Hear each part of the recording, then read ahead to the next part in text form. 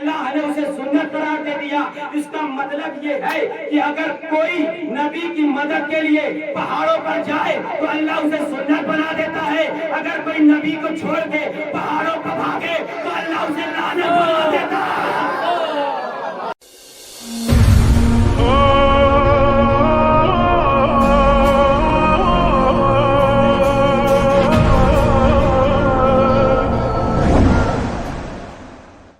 فلسطین میں ایک علاقہ ہے قط نام کا، وہاں پہ جناب ابراہیم اپنی زندگی گزاری، اور تاریخ یہ بتاتی ہے پوری زندگی جناب ابراہیم نے وہیں گزاری۔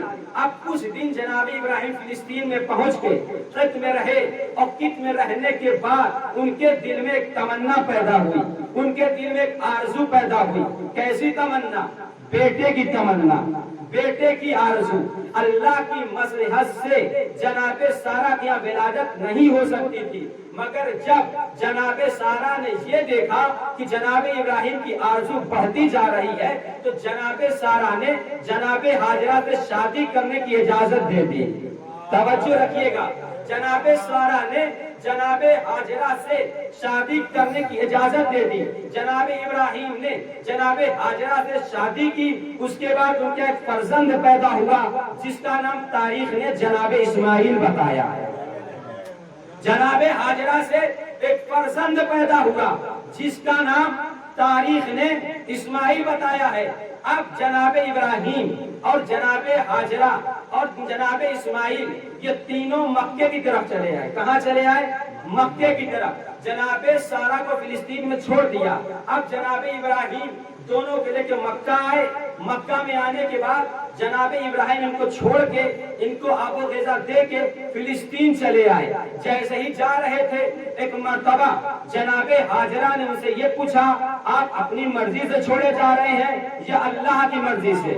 تو جناب ابراہیم نے یہ کہا کہ میں اللہ کا نبی ہوں، میں اللہ کا پیغمبر ہوں، جو کام کرتا ہوں اللہ کی مرضی سے کرتا ہوں۔ تو جناب ہاجرہ نے کہا پھر میں خدا کی مرضی میں راضی ہوں۔ اب جناب ابراہیم فلسطین کی طرف نکل گئے۔ اب جناب ہاجرہ کے پاس کچھ طعام تھا، کچھ کھانے کی چیزیں تھی، کچھ دن چلی، اس کے بعد کھانا ختم ہو گیا۔ اب جناب اسماعیل بھوک میں پیاس میں تڑپ رہے ہیں، تشنگی کا عالم ہے۔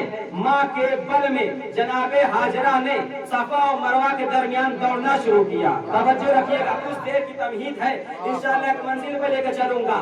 جناب ابراہیم کی بیوی جناب ہاجرہ نے ماں کے بل میں آ کر اب تک صفا اور مروہ کے درمیان دوڑنا شروع کیا۔ کبھی صفا پہ جاتی ہیں، کبھی مروہ پہ جاتی ہیں، کبھی صفا پہ جاتی ہیں، کبھی مروہ پہ جاتی ہیں۔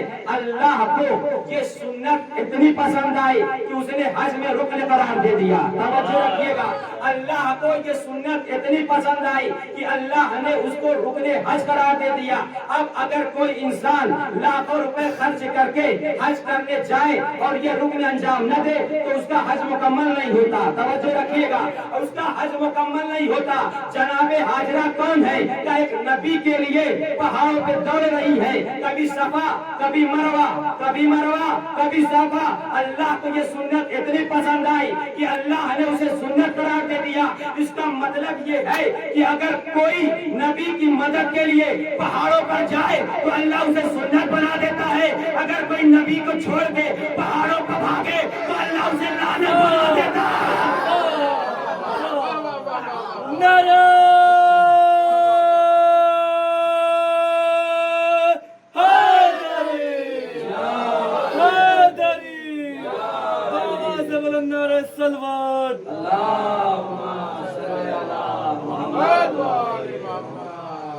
اب اس طریقے سے جناب ابراہیم کے لیے آگ گلزار ہو گئی، اسی طریقے سے نمرود کی بیٹی کے لیے بھی آگ گلزار ہو گئی۔ تاریخ بتاتی ہے کیوں آگ گلزار ہو گئی؟ کہ اس کے دل میں نبی کی محبت پیدا ہو گئی۔ یا علی یا علی یا علی، اس کے دل میں ابراہیم کی محبت پیدا ہو گئی. یہ ابراہیم کون ہے؟ قرآن نے پڑھ کر آواز دی, بسم اللہ الرحمن الرحیم, انی جاعلک للناس اماما.